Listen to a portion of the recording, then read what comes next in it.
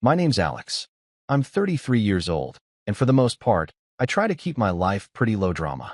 I like calm mornings, my woodworking hobby in the garage, and a good cup of black coffee with the window cracked open. I live about an hour outside the city in a modest but well-kept home I bought 5 years ago after a particularly grueling contract I landed with a tech firm. Nothing flashy, just something I could call mine.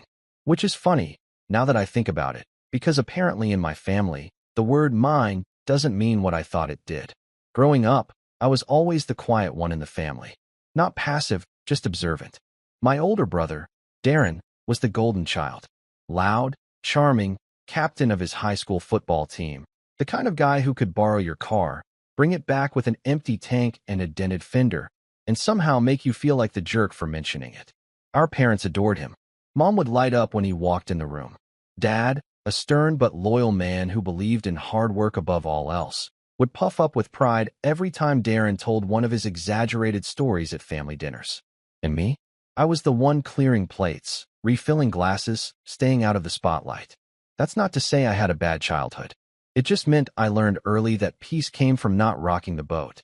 I studied hard, kept to myself, and when I got a scholarship to college, I packed my bags and never really looked back. Darren, meanwhile, stayed close to home. Got into real estate, sort of. Technically, he flipped houses, but it was more like he conned people into investing in his projects, promised big returns, and when things fell through, he'd cry about bad luck and disappear until the heat cooled off. And yet, despite the repeated failures, our parents continued to bail him out. He's trying, Mom would say. He's just got a different path, Dad would add, conveniently forgetting that Darren's path had run through about a dozen investors' wallets. After Dad passed away 3 years ago, I thought maybe things would change. Maybe without Dad's blind loyalty, the scales would finally balance a little. But grief does strange things to families. Mom leaned even harder into defending Darren, and with Dad gone, Darren seemed to think he had inherited not just the house, but the authority, the unspoken family throne. I didn't argue. I just stayed out of it. Sent flowers for birthdays, showed up for major holidays, and otherwise lived my own life. That is, until last fall. It started with a text message, just 3 lines, but the entitlement practically screamed through the screen. You owe it to the family to help. House needs renovating. $68,000. Tom, you stepped up like Dad did. I blinked at the number. $68,000. Not could you help, or would you be willing to chip in? Just you owe it. Like I was some sort of dormant ATM that finally needed to cough up my overdue fees. And what really got me was the way he worded it. Owe it to the family. As if I hadn't been paying for everything on my own since I was 19. As if I hadn't taken care of Mom's hospital bills when she slipped and fractured her hip last year without telling anyone. As if he had been the one working 60-hour weeks while I scrimped and saved and gave up every vacation for 5 years to get my house.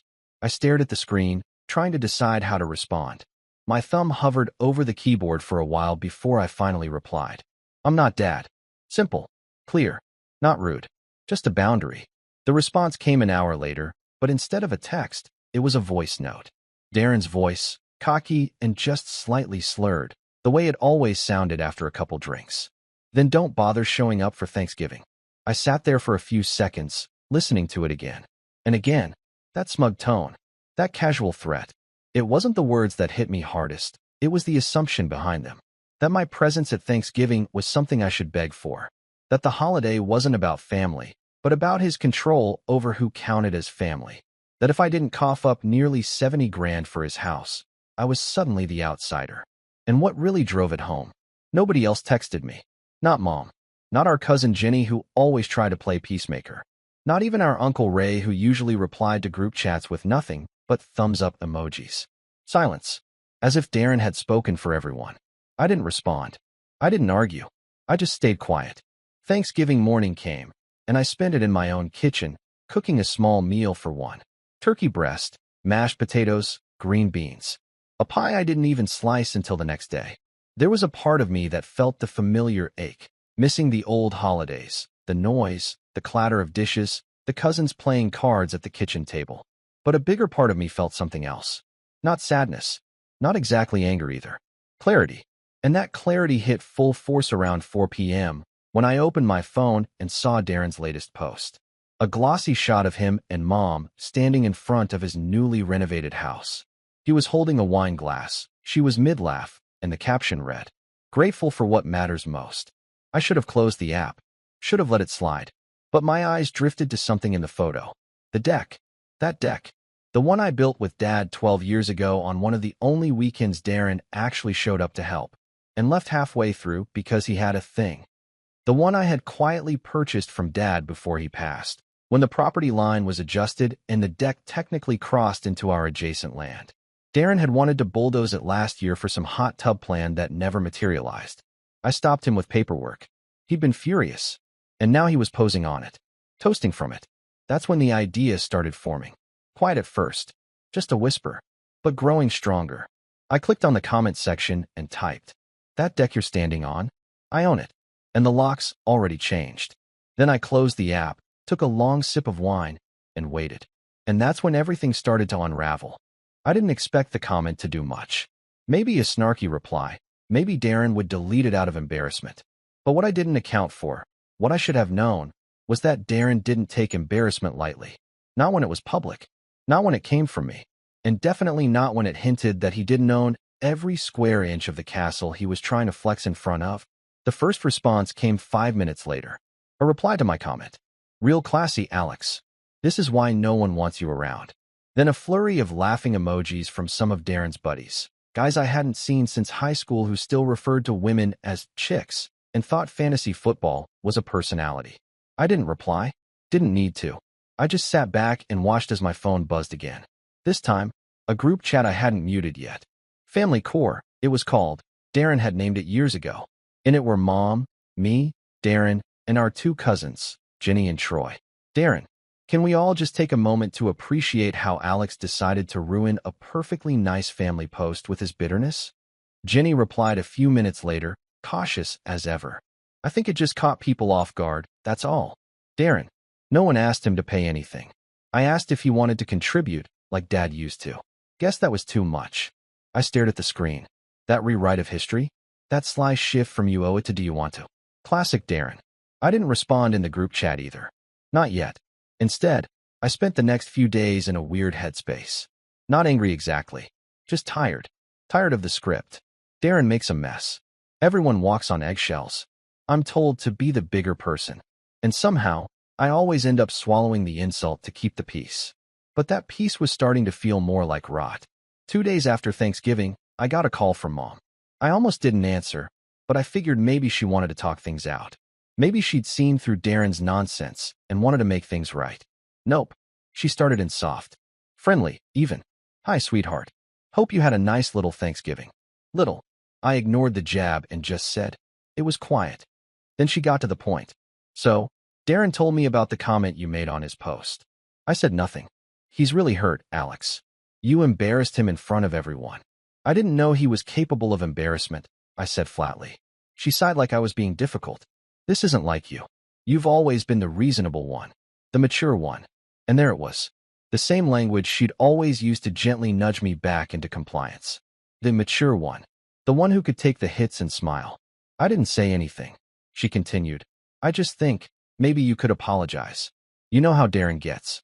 He takes things personally. And you do own the deck. But, do we really need to make things so complicated?" I couldn't help myself. I laughed. Not loudly. Just a short, disbelieving exhale.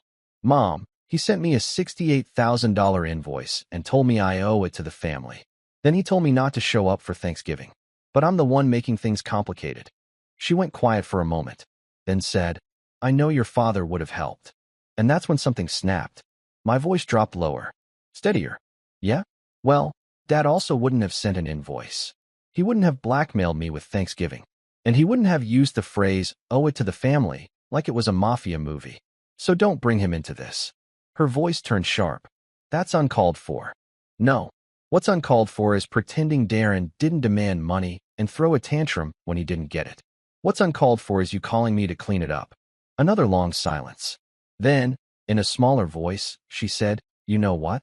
Maybe it's better if we all take some space." And she hung up. I sat there with the dial tone buzzing in my ear and thought, that was new. I'd expected guilt. Maybe even tears. But space? That was different. That felt deliberate. The following week, I didn't hear a word. No texts. No calls. I figured maybe things were cooling down. But then I got the envelope. No return address. Just my name, written in my brother's unmistakably sloppy handwriting. Inside was a printout of a revised invoice, now formatted like a professional contract.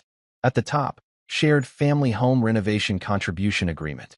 Below that, a list of suggested contributions from each relative.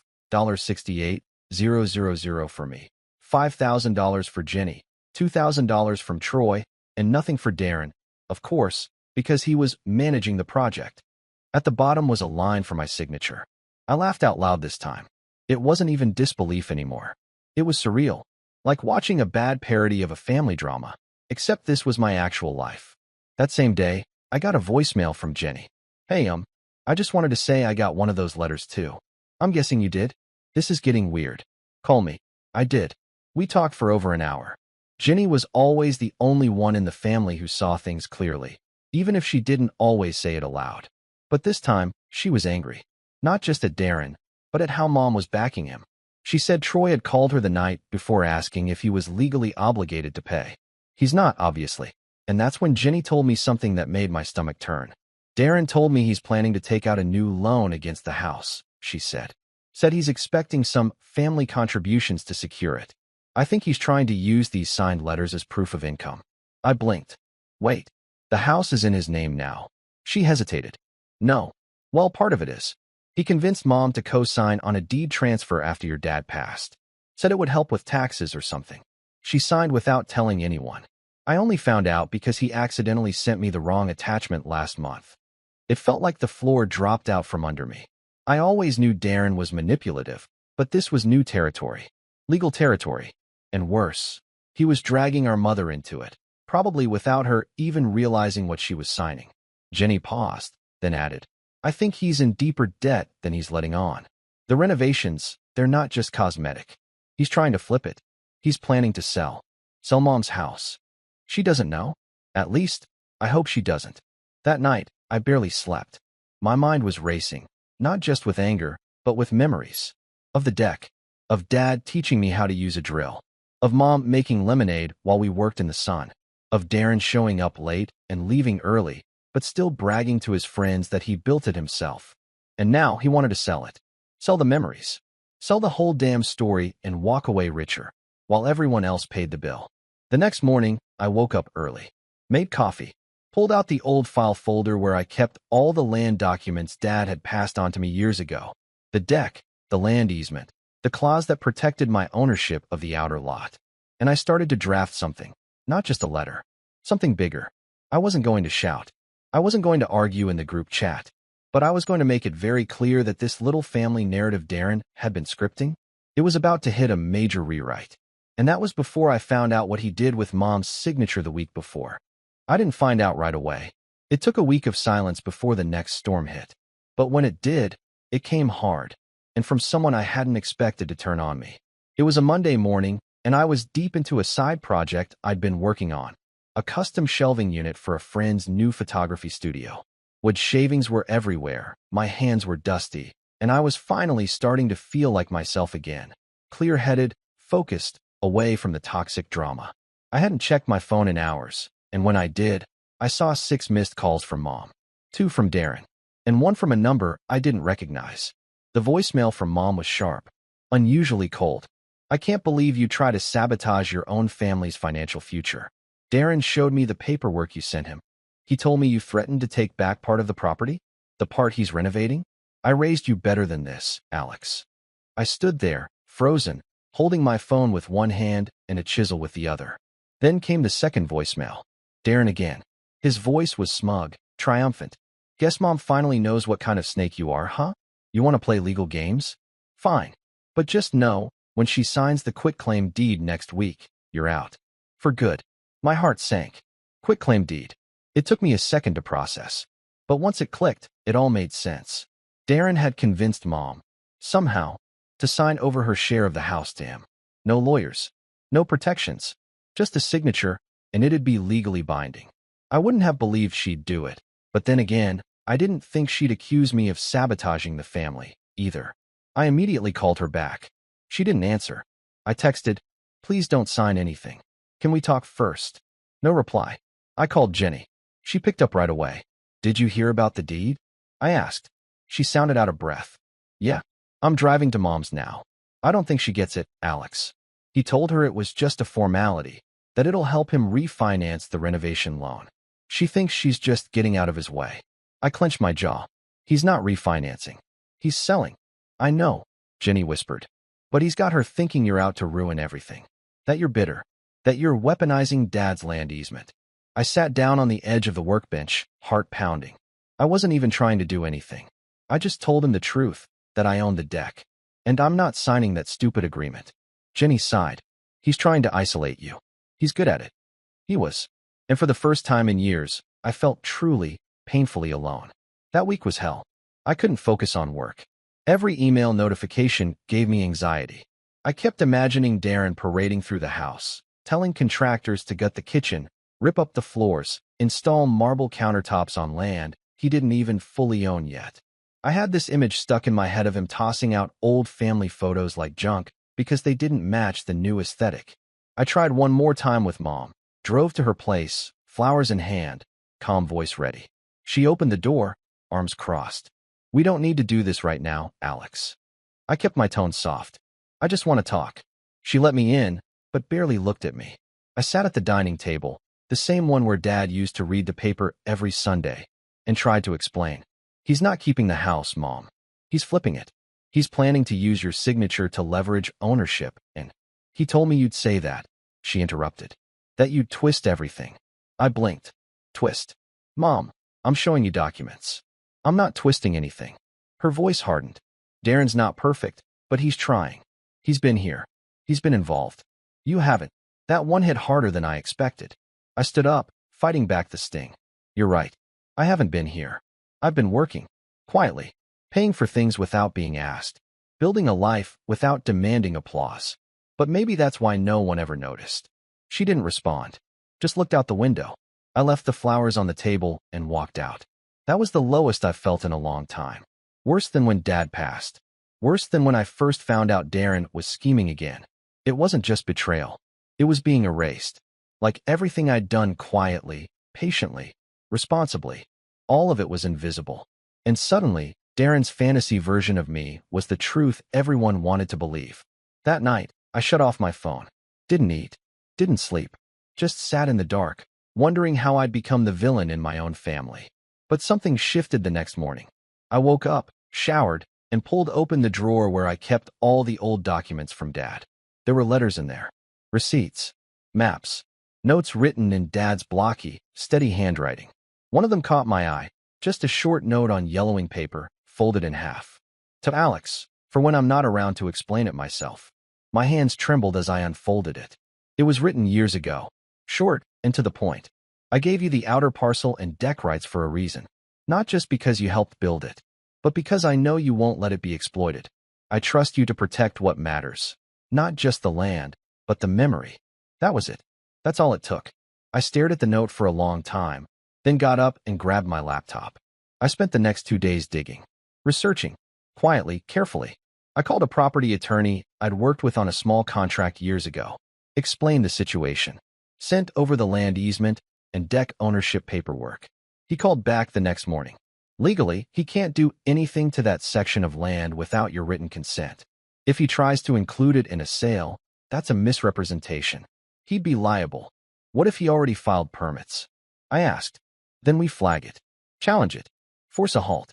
I exhaled slowly. "And the house deed? If she signs that quitclaim, she's transferring her ownership rights. He can do what he wants after that. But depending on how the deed is structured, we might be able to contest the valuation, especially if there's evidence she was misled." I thanked him and hung up. Then I got to work. I started drafting a formal cease and desist letter, not from me, but through the attorney. It would notify Darren and any future buyer that the deck and surrounding land were separate, not to be included in any title or renovation scope. I attached a copy of Dad's easement, the original parcel agreement, and the local zoning law that backed it up. Then I had the letter notarized, mailed, and emailed to Darren, the county property office, and the contractor he was working with. whose email I got from Jenny, who finally agreed to step out of the shadows. The contractor called me directly the next day. Hey, I just wanted to double check. Your name is on this easement? Yes. And you're not authorizing the deck to be altered, removed, or repurposed in any way? Nope. Long pause. Okay, that changes things. By the end of the week, Darren's contractor had backed out. Quietly. No social media post. No grand announcement. Just a one-line email to Darren saying they were withdrawing from the project due to unforeseen legal complications. And then the permit office contacted Darren. Apparently, someone had submitted a formal inquiry about a permit being issued on land that wasn't legally part of the main parcel. That triggered a review. A slow one. Bureaucracy at its finest. And suddenly, Darren's big renovation? Dead in the water. But the fall wasn't over yet. Because a few days later, Jenny sent me a screenshot. It was a Craigslist listing.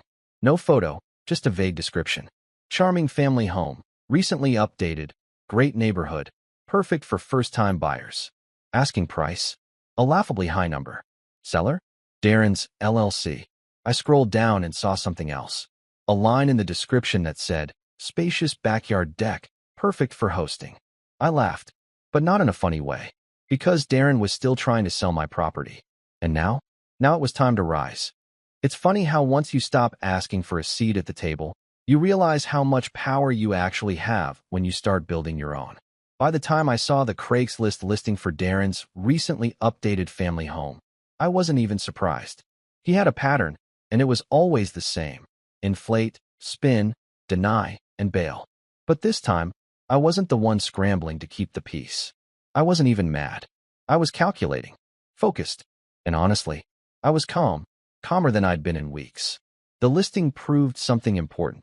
Darren was in deeper than anyone realized. He was already trying to offload the house, probably to get ahead of whatever debt storm was brewing behind the scenes. And he still thought I'd stay quiet, that I'd roll over the way I always had. He didn't know I'd already lawyered up. The contractor dropping out had stalled his renovations. The permit freeze made selling tricky. But it wasn't enough. Darren was slippery. He could still spin it.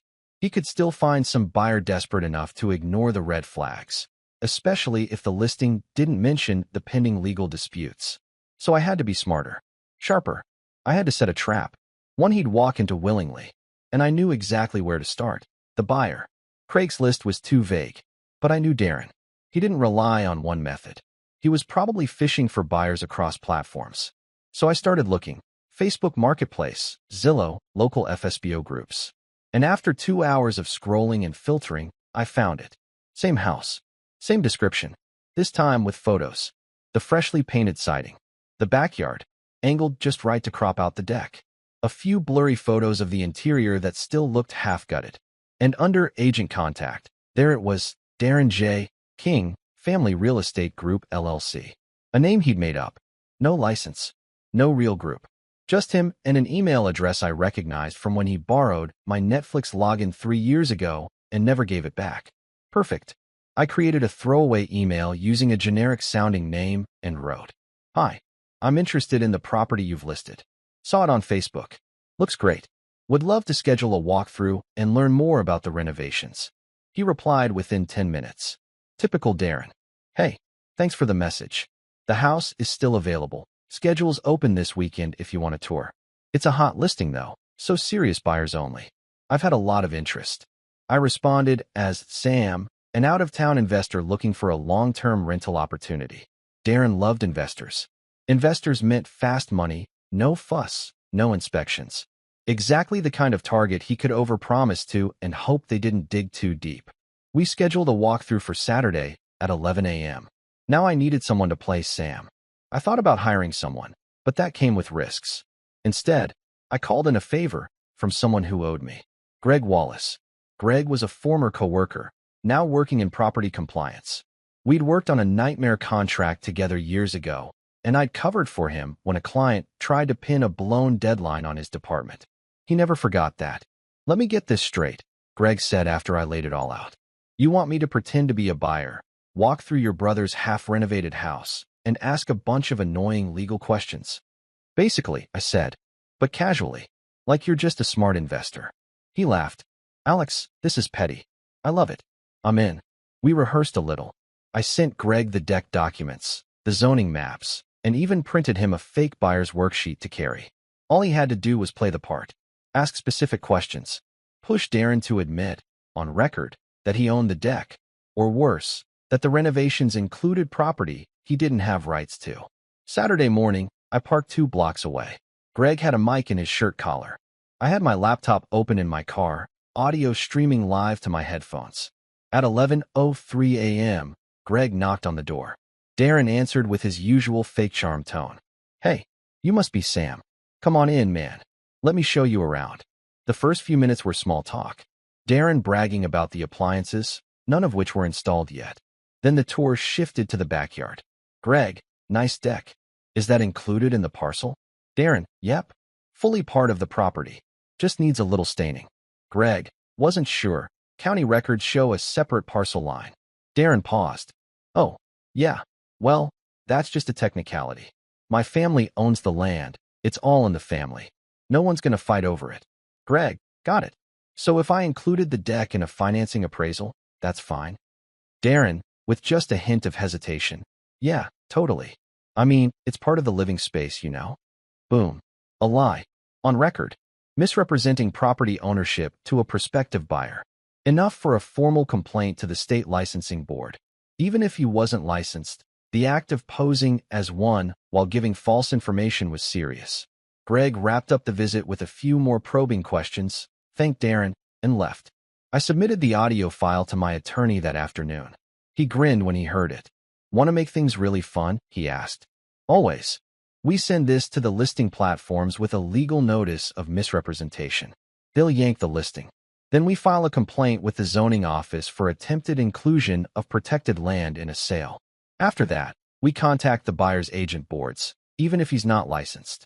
There's enough here to rattle him." I nodded. "And the deed?" "Mom's part. We're getting there. But this pressure will make him sloppy. That's what we want."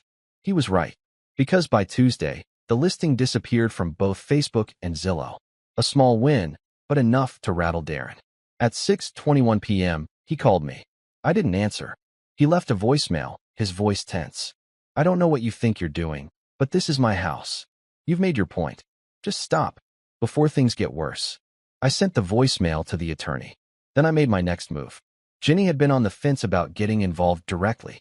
She hated conflict. But now that she saw how deep Darren was digging, she agreed to help. Quietly, she went to visit Mom again, this time with paperwork in hand. She didn't argue. She didn't accuse. She just explained. Explained that Darren had lied about refinancing. Explained that he listed the home for sale before the deed was transferred. Explained that if she signed over her share, Darren could sell the house out from under her. It wasn't easy. Mom still saw the world through Darren-colored glasses. But by the end of the conversation, she agreed to pause the transfer. Jenny told her she needed more time to understand the legal side. That pause was all I needed. Because what Darren didn't know was that I had already filed a notice of intent to enforce easement rights with the county office, which meant that if he did try to relist the property again without removing the deck and redrawing the boundary lines, it would be flagged instantly. He was boxed in. Couldn't finish renovations. Couldn't list. Couldn't refinance. Couldn't sell. And most importantly, he couldn't guilt-trip Mom into signing away her rights anymore, because now she had a lawyer. A good one. Courtesy of Jenny and me. Darren tried once more. An email. Rambling. Half threats, half desperate pleas. Accused me of ruining the family. Said Dad would be ashamed. Said I was tearing everything apart for some stupid patio. I didn't reply, because this wasn't about a patio.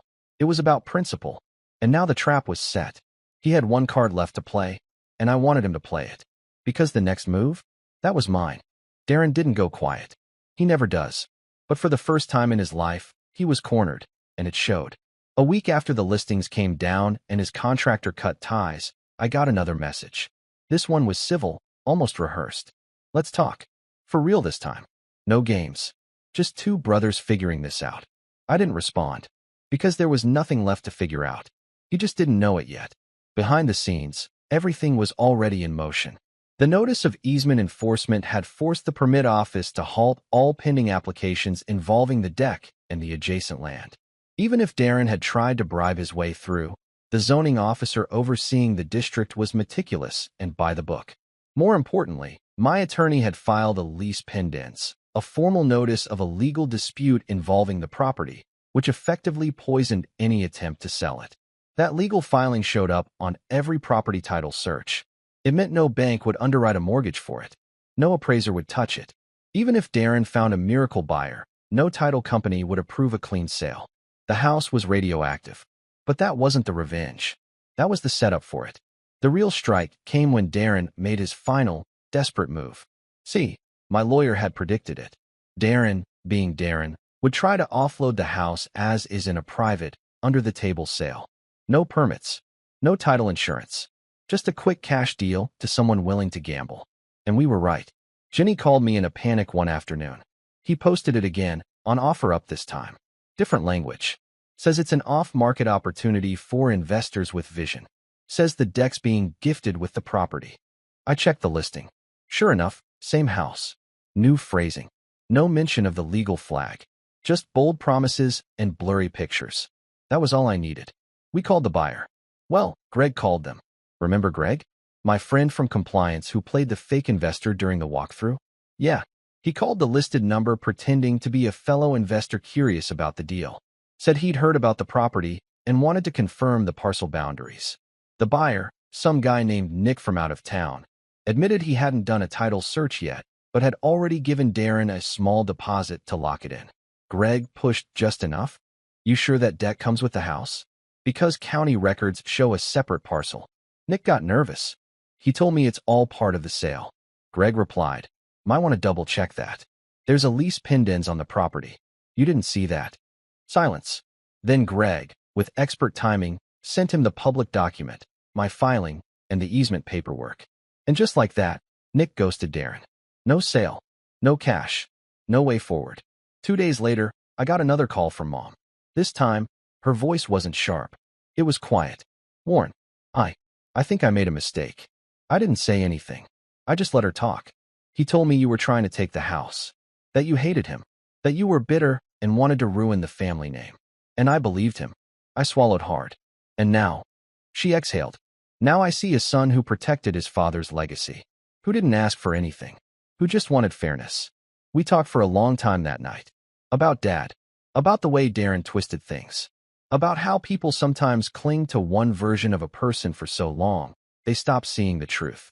She admitted she hadn't read a single document Darren gave her. Just signed what he said was safe. She cried, apologized for doubting me, for not asking more questions, for letting him spin the story. I didn't rub it in. That wasn't the point. The point was, she saw it now. And that meant Darren's final support pillar had just crumbled. The next day, she called her own attorney, one of Ginny's contacts, and initiated a reversal of the quitclaim process. Since the transfer hadn't been fully recorded due to a clerical delay, the revocation was filed just in time. Darren lost access to her share of the property. He was livid. I know because he emailed everyone. A long, dramatic manifesto about betrayal and blood and legacy. He accused me of weaponizing Dad's death, accused Ginny of being a traitor, accused Mom of being senile. He even threatened to sue me for defamation. That last one made my lawyer laugh out loud. Let him, he said. All it'll do is get him deeper in the mud. But I wasn't done. There was still one piece left. The deck. See, the original build wasn't just a patch of wood behind a house. It was a memory. One of the only weekends Dad, Darren, and I had spent working side by side. But Darren had tried to demolish it. Sell it. Claim it. Lie about it. So I reclaimed it. Literally. I paid a local contractor to come out and install a fence around the deck, just tall enough to make a point. On the gate, I mounted a small plaque. Private property. Access restricted. The fence didn't block the rest of the yard. Didn't encroach on Darren's section. But it sent a message. It said, this is mine. And you don't get to use it anymore. Neighbors noticed. One even commented, looks like the deck's under new management. I just smiled. A month later, Darren's renovation dream was dead. The house sat half-gutted. No buyers. No money. No permits. No contractor. No mother on his side. No sister to vouch for him. And the bank? Well, turns out Darren had taken out a short-term personal loan for the initial work, probably planning to repay it after the sale. But with the house unsellable and the equity split frozen, he defaulted. They put a lien on the house. Within 3 months, the property was listed again, this time by the bank. Foreclosure. And that was the final blow. Not because he lost the house, but because he lost the story. Darren always needed the story. That he was the leader, the provider, the one carrying Dad's legacy forward. But in the end, all he carried was debt and empty promises.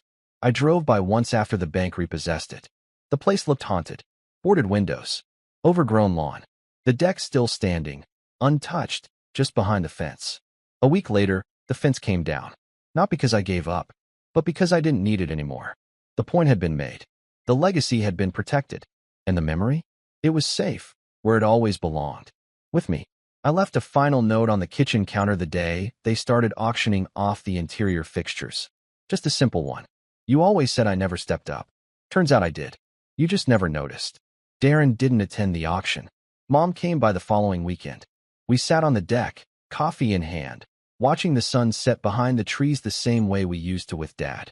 She was quieter now, humbler, but there was a peace in her eyes I hadn't seen in years. I'm proud of you, she said. I didn't need to hear it, but it still meant everything. That night, I stood alone on the deck and looked out across the yard, now stripped of illusions and schemes. Just quiet grass, fading light, and the echo of a battle I hadn't wanted, but refused to lose. Because sometimes, standing your ground doesn't look like shouting or slamming doors. Sometimes, it looks like a fence. Sometimes, it looks like silence. And sometimes, it looks like winning. He tried to inherit the legacy, but I built it, board by board. And I never let go.